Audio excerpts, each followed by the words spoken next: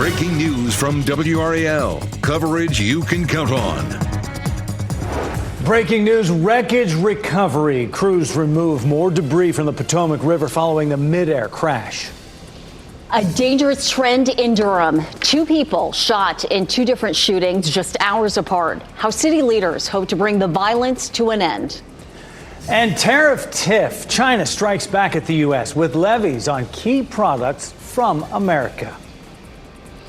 And you're looking live right now at the Potomac River, where salvage crews recovered more wreckage of the plane helicopter collision near Reagan National Airport. Officials say it will take several days to remove all the wreckage, including the cockpit. We expect to get an update on the crash from the NTSB in about an hour.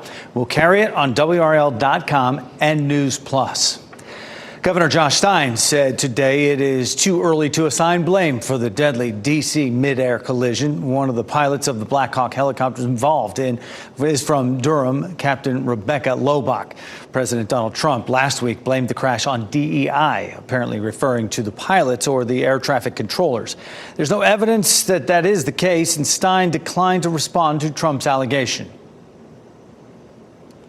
Obviously, there needs to be a thorough investigation. We don't know what happened yet. And to talk about causes of a crash that is just devastating, just heartbreaking. There are families across this country who are in agony because of the lost loved one. Several other North Carolinians were among the 67 who died in the crash, including the flight crew of the regional jet. Jeff, a bit of an exciting time for people who live in Maryland, specifically Baltimore, as the governor of that state just announced the new look that is going to be for the replacement bridge for the collapsed Francis Scott Key Bridge. Now, they're in the press conference here right now, but I want you to just a little recap. You may recall when that bridge collapsed back in March of last year, right? There's this video that we saw when it collapsed, and unfortunately, 6 of those construction workers who were nearby died. But this right here, this is what the bridge is going to look like. And the governor was saying that much like the first bridge that was built, it's going to be using the best materials. It's going to be using the best infrastructure technology in order to make this work. And the goal is for it to honor what the Francis Scott Key Bridge was. So when you look at it actually looks pretty stunning. But this is just what is possibly on the way, because it's a proposed design, but it could very well be the one. A beautiful rendering there. Thank you. 2 people were shot in Durham hours apart. One of them just 2 years old. That shooting happened on Wigan Street in the Oxford Manor community yesterday afternoon. Another man was shot this morning around 5 o'clock in the 200 block of South Plum Street. WRL's Monica Casey is live there right now. And Monica, both of these victims are expected to survive. Jeff, that's right. Both that little boy and the man shot here this morning have non-life-threatening injuries. We are on South Plum Street, just east of downtown. Durham police say they found a man with a gunshot wound here this morning, and they do have a suspect in custody. A witness told us they believe that man was shot in the leg. In yesterday afternoon's shooting, where that young boy was injured, police have not released word of any arrest.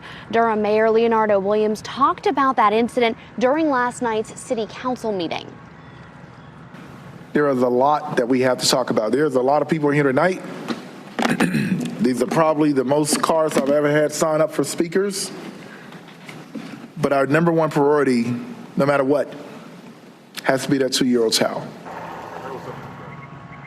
The aunt of that little boy shot tells WRAL he is home from the hospital. She says he is smiling and laughing. He had been playing outside when he was hit by that bullet, and she tells us it was so loud it sounded like a firecracker. He is the 3rd person under the age of 18 shot so far this year. A 4-year-old was shot early last month, and a 15-year-old boy was shot and killed while playing in the snow in January. Live in Durham, Monica Casey, WRAL News. A GoFundMe account has been set up to help the family of a Fayetteville man who was killed while making DoorDash deliveries. Sean Rouse was shot Saturday night in the 6200 block of Stagg Trail near Wendell. Rouse died at the scene. Wake County Sheriff's deputies do not have anyone in custody. We are working to learn the cause of a fire that heavily damaged a home in Johnston County. Sky 5 flew over the home in the town of Micro just before 10 this morning. Parts of the house on Railroad Street were completely missing. Dozens of firefighters from fire departments around the area worked to put out the fire. No word on injuries at this time. A Fayetteville fire forced a family of 5 out of their home this morning. Sky 5 flew over the home on Ridge Road around 9 a.m. Firefighters said the 2 adults and 3 children who lived in the home were not injured. The cause of the fire is under investigation. We'll see temperatures near record highs this afternoon, but tomorrow will be much colder. Elizabeth Gardner is on the WRAL weather patio right now with a look at why our pattern will be changing so dramatically the next couple of days. Elizabeth. It's definitely a tale of 2 seasons, spring all the way out here. It feels so nice on the patio. Gorgeous blue skies, very comfortable, just a little bit of a light breeze. Tomorrow's going to be the exact opposite. We're going to start with the low 40s. We'll keep it in the 40s all day. It's going to be cloudy. It's going to be a little bit rainy, too, just the possibility of a few sprinkles out there. No snow for tomorrow.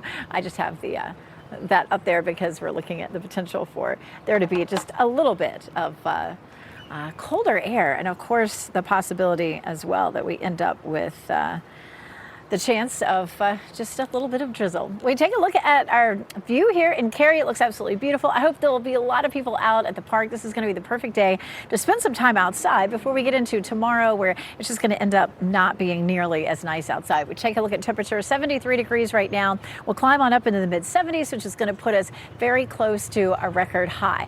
So we go from 76 today to 49 tomorrow, and then up to 71 again by the time we get to Thursday. And so what we're doing here is we're seeing a high pressure system that's pushing in some colder air. It's going to force a front to the south and then back up to the north. I'll show you how many days in a row we'll continue to see this big flip-flop. Thanks, Elizabeth. We have more breaking news for you this noon. Robert F. Kennedy Jr. cleared another hurdle in his quest to become Health and Human Services Secretary, despite concerns over his vaccine stance. In a vote along party lines, the Senate Finance Committee pushed through Kennedy's nomination to the full chamber. Some senators in both parties expressed support for making food products safer, while others object to his refusal to embrace science, showing vaccines do not cause autism. Concern over inflation from U.S. tariffs is just beginning. China is retaliating now that American companies must pay 10% extra on Chinese imports. Beijing is issuing tariffs on certain items from the U.S. NBC's Janice Mackey-Frayer tells us which products and industries are being targeted.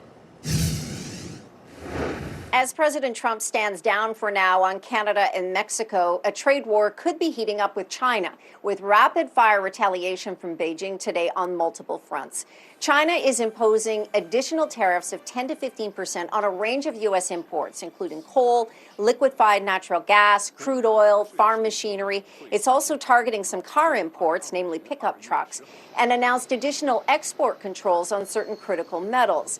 The tariffs take effect February 10th, but there's more. China's also announced an antitrust probe into Google. This is not the first for the company, which doesn't do a lot of business here because the search engine is blocked. But it is disruptive for Chinese companies, and the government here appears to be wanting to make a point.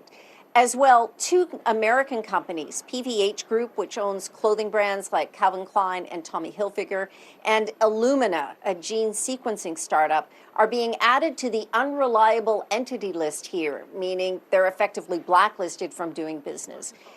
These measures are not seen as making a huge dent in the U.S. economy, but more so designed to send a message that it could be worse, and in particular for red states. China's leader Xi Jinping doesn't want to be seen as caving to President Trump, the U.S., or the West. Economists say the measures affect roughly 30% of U.S. exports to China. But remember, the executive order also closed a loophole that allowed Chinese companies like Shein and Temu to send goods to the U.S. without paying tariffs. So China's retaliation was expected, as the U.S. tariffs were on Chinese goods. The uncertainty now is whether all of this is negotiating tactics between the 2 largest economies in the world or the beginning of a deeper trade confrontation. Janice Mackey-Frayer, NBC News, Beijing. Europe is also bracing for a potential trade showdown with the U.S. The EU Commission says it plans to retaliate with comparable tariffs if the U.S. imposes tariffs on European products. Now, despite the uncertainties over a trade war, investors are responding positively to a batch of corporate results. Take a look at the Dow, up a about 100 points. S&P 500 also in the green, making modest gains, up 40. The NASDAQ seeing a significant rally, up 230 points at this hour. More than 1,000 Environmental Protection Agency employees have been told they could be dismissed immediately. The Trump administration emailed about 1,100 EPA employees who have been with the agency for less than a year. However, several employees with more than a year of service also got that email. It's not clear how many will be targeted for cuts. President Trump's new cost-cutting department, led by Elon Musk, is facing a new lawsuit. The battle centers on who controls government spending, specifically the U.S. Agency for International Development. The humanitarian organization created by Congress in 1961 is a tool of American diplomacy that spends much of its money on vaccinations, medicine, and food. The Trump administration says some of the money funds DEI programs abroad. Dollars going towards this crap? DOJ is not a real government agency. It has no authority to make spending decisions. The president says Musk is now officially part of the federal government, serving as a, quote, special government employee in the administration with top secret security clearance. Blind justice. Why an Indiana man is calling for gun control after getting his concealed carry permit. And he's legally blind. Also, dads take down a shooter. How 4 dads in Texas stopped an attack at a high school band competition. Plus, get ready to pay extra for breakfast at Waffle House. Why the restaurant chain is putting a surcharge on eggs. Keep watching WRAL News over the air Channel 34 and Spectrum Channel 1257.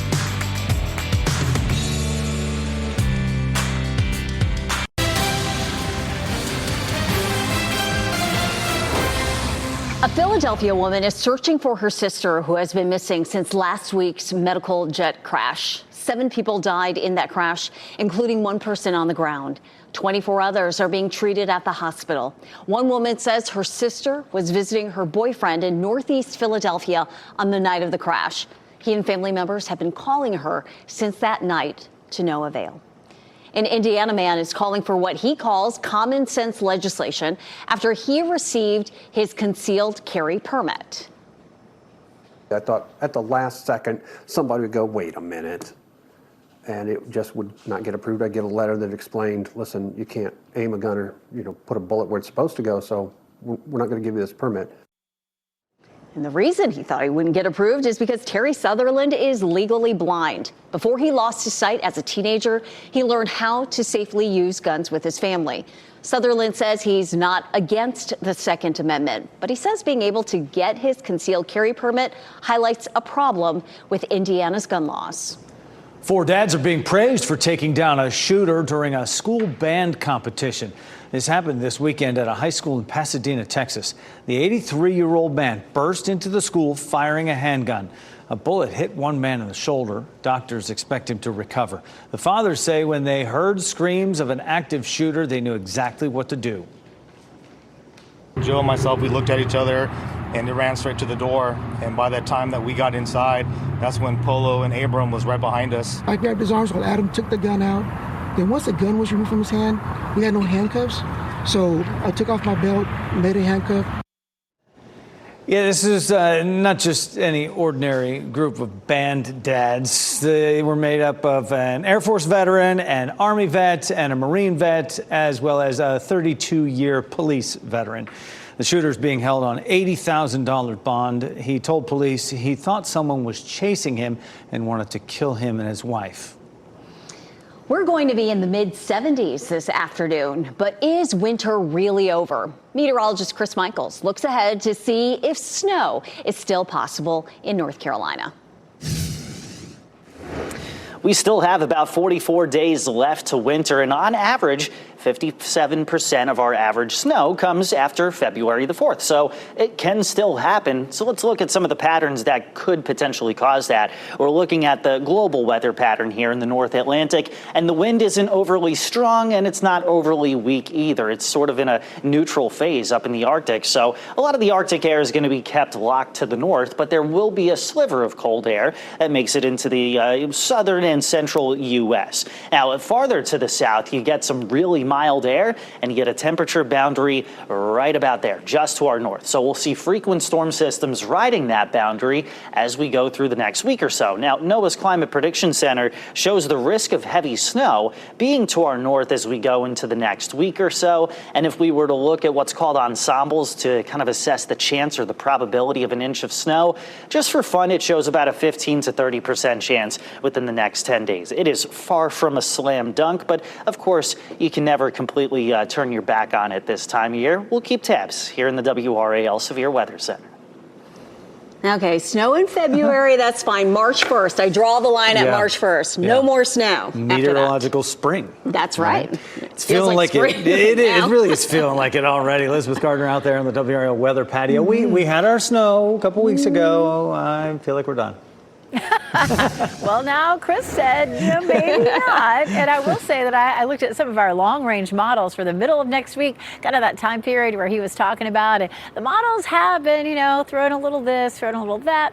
That's pretty typical. A lot of times it doesn't amount to anything, but we'll see. Winter's definitely not over. It was pretty incredible, though. I was walking past the fountain just a little while ago, trying to imagine that, the mountain of ice was above my head just about 2 weeks ago. And here we are, outside in short sleeves. It feels lovely. Here's the front. It's going to change everything for tomorrow. That front, the cooler air hasn't really arrived behind the front. You can see that front dipping southward. The winds have started to shift a little bit to more northerly, and so that's going to eventually start to drag that cooler air in, and we're going to feel it all day tomorrow. So these people in Pinehurst, pretty smart. Get outside, get on the golf course. So whatever you like to do, get outside and get it done today, because it just gets a little more iffy for the rest of the week. We still have some warm days, but I'll explain coming up. 73 is our current temperature, so we're really warming up fast, a lot faster than yesterday. Yesterday's high was right around 70, so it is really feeling great out. 70 right now in Roxborough. It's 73 in Fayetteville, 73 in Goldsboro and in Rocky Mount, so a pretty continuous look at temperatures in the low 70s right now. This is a really neat photo sent in by Sean Whiteside from Rollsville. The sun is actually above where the picture is, shining down into those high thin cirrus clouds, and those clouds are made up of ice crystals, and so that light refracts through the ice crystals and creates that rainbow look. Really neat stuff. So thanks for sending that in, Sean. We would love to see your photos too. Go to WRAL.com/report it and send us what you have. Around town this afternoon, 76 in Raleigh, 75 in Durham, and 78 degrees in Fayetteville. We have 3 days that will be near record warmth, and if you look at that, Tuesday, Thursday, Sunday, you're going to just automatically think it's going to be a really warm week. But it isn't. Today, we'll likely tie that record high of 76. We're not too far from the record Thursday, 71 versus 77. A little closer on Sunday, 73 versus 75. But what happens in the middle is going to be much colder. So 76 today, tomorrow's high 49. We'll be in the mid-50s to the south, mid-40s to the north. We'll start off cloudy, maybe a little bit of drizzle, some showers potentially overnight for Wednesday night into Thursday. You can see that front sliding on through. So we'll likely have those showers, again, like I mentioned, say Wednesday night into early Thursday, and again, maybe Thursday night. We're going to take a closer look at the timeline for those showers coming up in just a little bit, talk about how much rain we might see out of it. But just, big ups and downs with our temperatures. Our normal high is 54. Tomorrow, 49, 71 Thursday, 70 Friday, 60 Saturday, 73 Sunday, then 55 on Monday. We look ahead past that for the next 8 to 12 days, and we're looking at some of that colder air trying to sneak in. We'll be looking at potentially normal conditions, and we're above average in the next 6 to 10 days. So starting to see the potential for things to really switch around for us as we get into next week. Again, coming up, we're going to talk a bit more about our chances for rain in the next 7 days.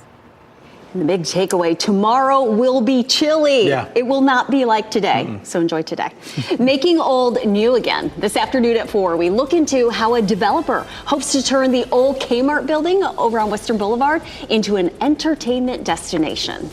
Plus, spam targeting vulnerable families. The Nash County Sheriff addresses a fraudulent message sent to families regarding immigration enforcement activities at schools and shares how they're protecting students. That's at 5 o'clock. Still ahead this noon, meantime, chaos and confusion. A tweet from Elon Musk prompted questions about an IRS program in the middle of filing season. Funding the TikTok buyout. President Trump's latest idea to keep the platform in the U.S. past the April deadline.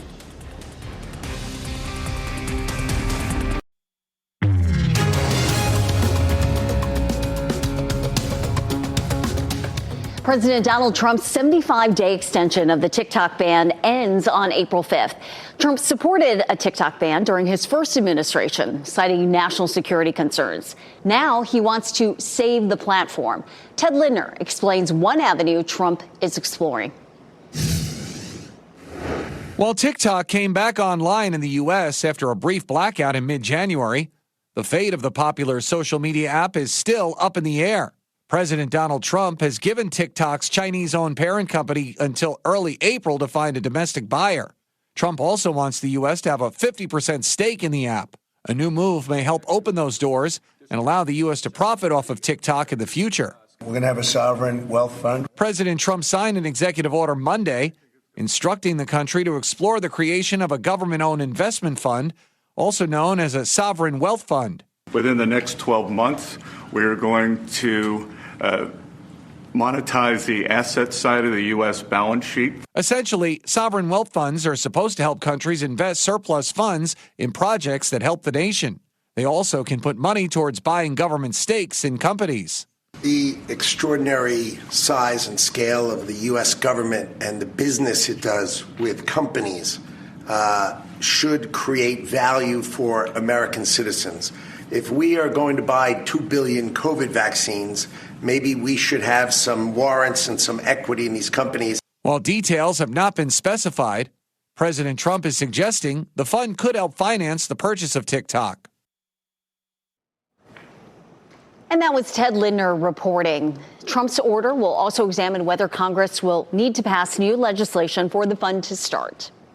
A free tax filing service is still available online despite a confusing post by Elon Musk. The Internal Revenue Service's direct file program is still taking tax returns this year, even though Musk said he had deleted 18F, the agency that helped develop the program. The free electronic tax returning filing system is still available. However, its X account was deleted. More than 63,000 members of a postal workers union voted to reject a potential agreement for a new contract.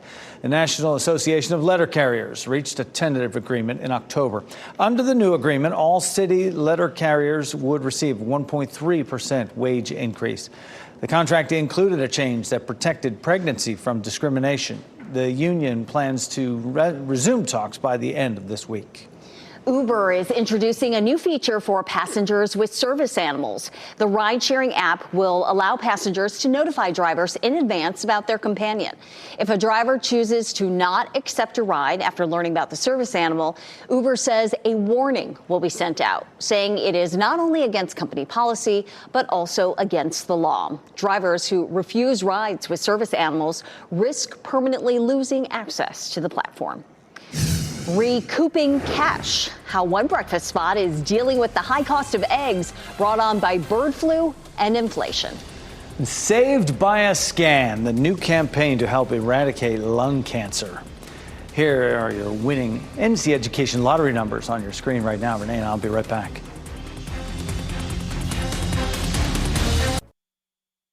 Now, breaking news from WRAL. Coverage you can count on.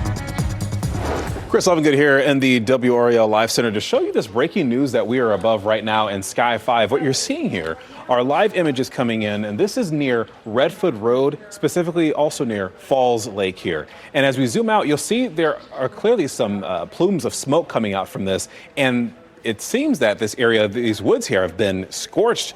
Now, we haven't quite confirmed what specifically is happening here, but this appears to be a brush fire of some sort here, and you'll see how far out the smoke is billowing. Tell you what, we'll keep making some calls here in the WRAL Live Center to figure out what specifically is happening here, and as soon as we have that, we'll report it here.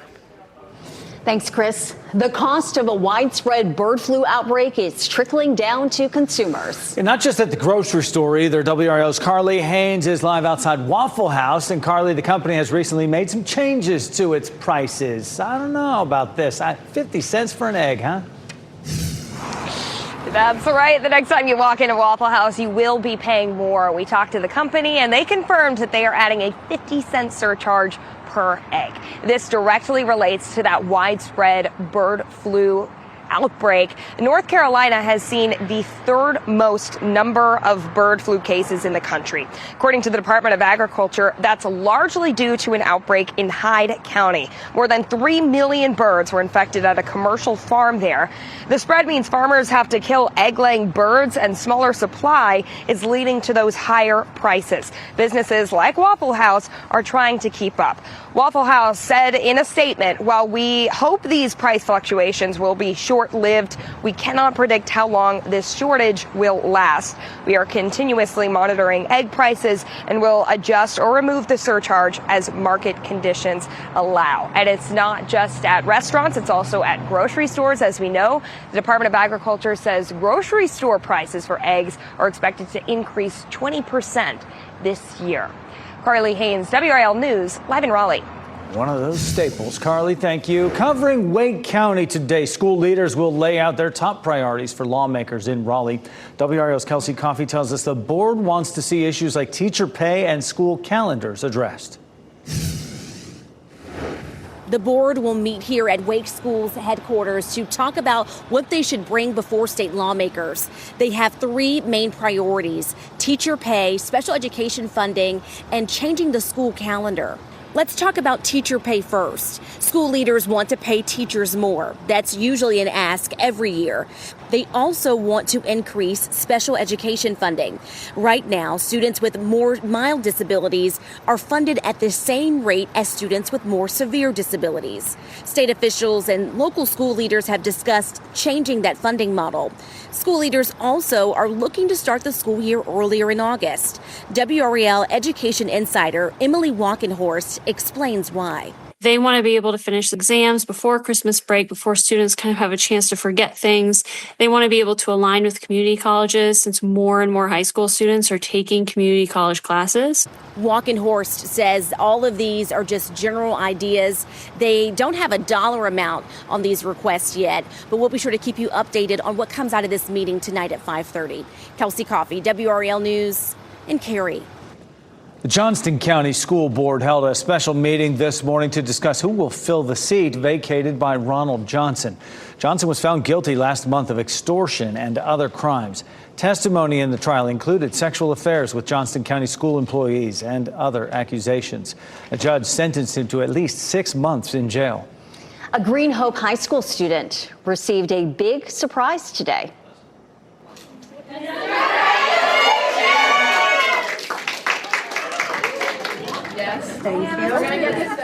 Eva Patel is one of only 2 winners nationwide of a video competition held by Walsworth Yearbooks. She received a $4,500 scholarship during a surprise ceremony today.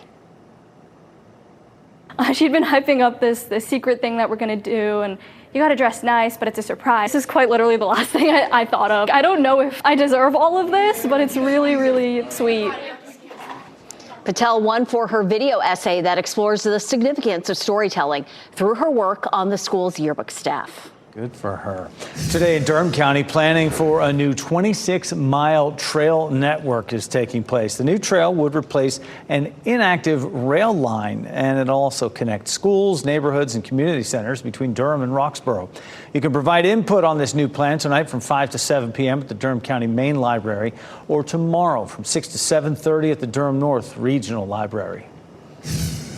Supersized security, how New Orleans is ensuring safety for the biggest sporting event in our country coming up on Sunday. Check your lungs. Who should get screened for lung cancer, the leading cause of cancer deaths? You can access news and information whenever you want, wherever you want with the latest version of the WRAL News app. Download it for free wherever you get your apps.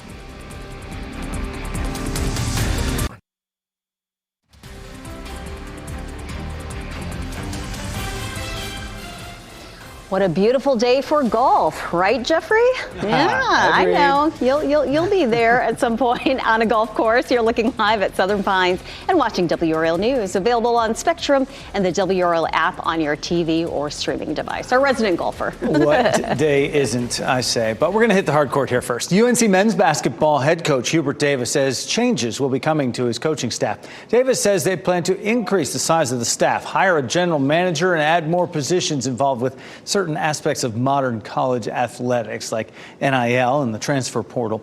Coming off that 17-point loss to rival Duke on Saturday, the Heels, plenty of basketball left, but they are at risk of missing the NCAA tournament. The old model for Carolina basketball just doesn't work.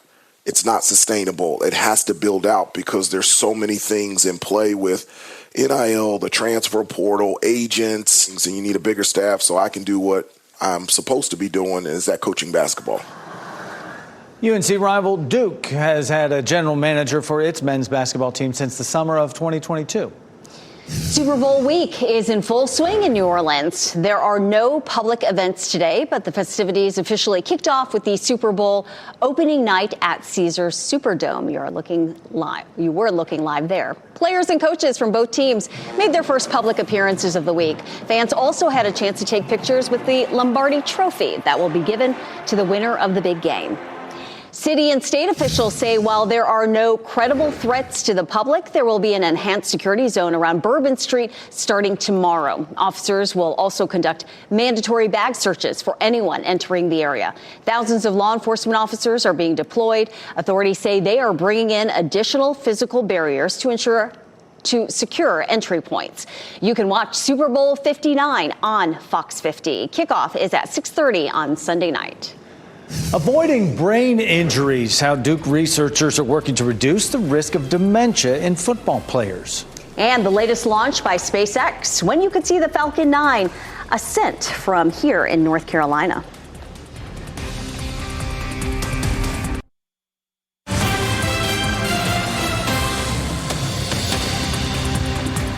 Chris Levinger back here in the WRAL Live Center. 15 minutes ago, I showed you a brush fire that was near Falls Lake, and then we happen to have Sky 5 nearby where this is also still Falls Lake. A missing person is in the lake right now, and Wake County's Sheriff's Office is assisting in trying to find this person. This is specifically on Creedmoor Road, roughly where the lake is right now. You'll see right now there are some first responders that are there, and the boats below appear to be where they are searching for this person. As soon as we have more information, we'll report about it here on the WRAL Live Center, but definitely an active time this afternoon near Falls Lake.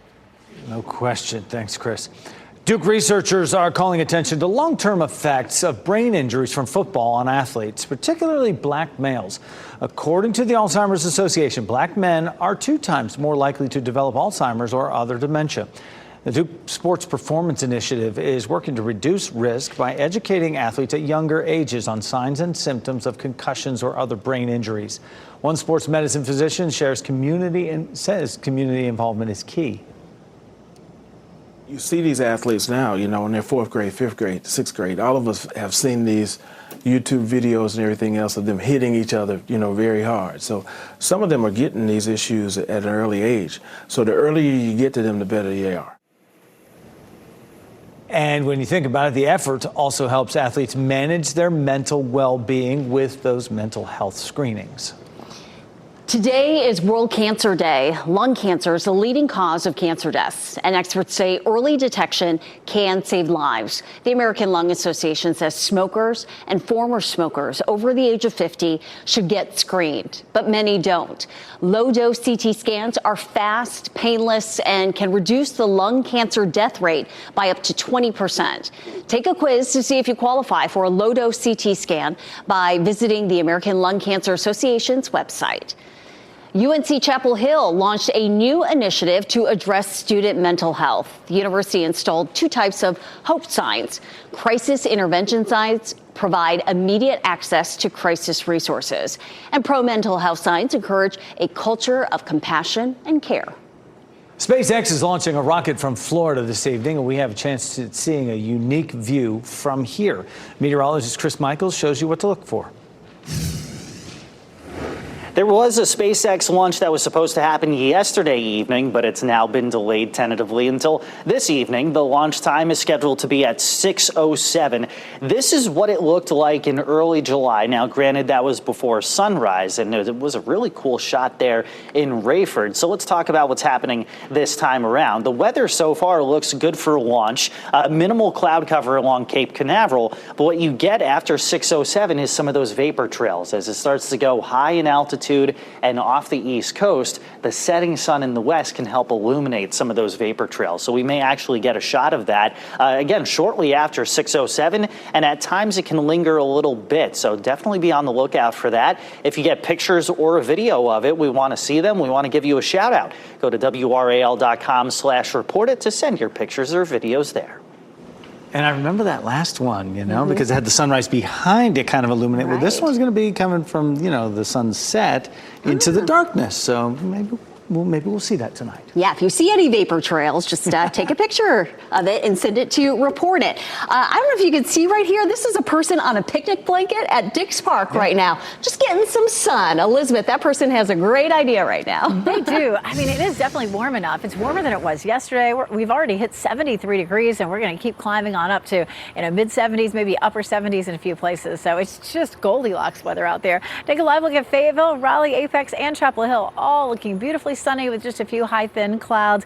We will see cloud cover rolling in tonight, and tomorrow's not going to feel anything like this. So this is just a little treat that we are being given. Go out and enjoy it. Chapel Hill there, courtesy of Top of the Hill Restaurant. So we're looking at these back and forth temperatures that we're going to see this week. If you look at the warm front there in red, it's blue above it and it's green and yellow and orange below it. And so the warm air is on the south side of that front and the cold air is on the north side of that front. And that right now it's sitting there. But as we get into tonight, that front's going to slide southward. That's going to allow that colder air to move in across our area. So that's what's coming. This is kind of a neat way to watch it as we take a look at the temperatures. 76 this afternoon, where the warm front is to our north. But then that front sinks southward tonight, and tomorrow's high temperature will be 49. I mean, it's really going to be a pretty tough transition. But then the warm front lifts back northward again for Thursday, and that's going to warm things up. But it may take a little time. I think it's going to be on the wet side for Thursday morning, so it may be later in the afternoon before we start to see skies clearing and it warming up. And then the cold front slides through, and that means temperatures will fall again. Let's walk through this again and put the rain down with it. And Wednesday afternoon and evening, we see a few showers that start to pop up. And then as that front lifts northward, it looks a little bit wetter for Thursday morning. There's Thursday at 8 a.m., and then potentially that moves on out and we dry out Thursday afternoon. But then the cold front has to swing through, and that'll bring us another chance of some light showers during the day on Friday. So this front or series of fronts is just going to kind of sit across our area, kind of move back and forth. We'll have some waves that ride along it that bring that potential for some rain. None of it necessarily heavy at times, but it's just going to keep our weather unsettled. So it's a 30% chance tomorrow, mainly late in the day. Thursday, 30% mainly the first part of the day. An afternoon shower potentially on Friday or Saturday. Sunday chances up to around 30% again. Right now, this version of Futurecast isn't showing a whole lot of rain for us. I think we're probably looking at a quarter of an inch, depending on how long this sticks around, maybe a little bit more than that. Super Bowl Sunday, yesterday it looked like it might be a little drier, but today the models are really spitting out a little bit more rain. So if you were hoping to grill out, that's looking a little bit iffier for us, but temperatures look mild. 70 degrees at 4 o'clock, 64 at 6 o'clock. For the most part, you're going to be inside anyway, so it probably doesn't matter too much. But yeah, just a real roller coaster ride with this 7-day forecast, ending up Monday back to 55. Thanks, Elizabeth. Flying high. Once on the verge of extinction, the number of bald eagles soars into 6 figures. And here's a look at your winning Powerball numbers. We have 12, 37, 47, 54, and 60. Your Powerball is 17, and the Power Play multiplier is 3.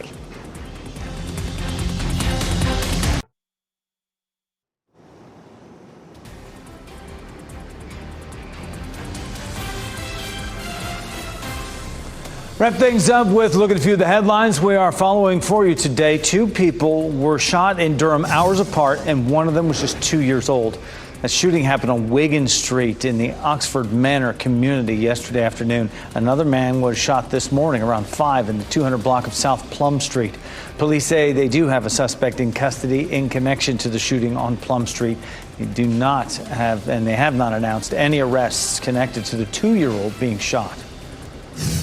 The cost of a widespread bird flu outbreak is trickling down to consumers. Waffle House now says it is adding a 50-cent charge for each egg. North Carolina has the third highest number of bird flu cases in the country. According to the Department of Agriculture, an outbreak in Hyde County is contributing the most to that. The spread means farmers have to kill egg-laying birds. Smaller supply leads to higher prices. And we're working to learn the cause of a fire that damaged Johnston County home here. Sky5 flew over that home in the town of Micro just before 10 o'clock this morning. Parts of that house on Railroad Street were completely missing. Now, dozens of firefighters from several fire departments worked to put out the fire. There were no injuries reported at the time. A violin that dates back to the 1700s could become the most expensive musical instrument ever auctioned.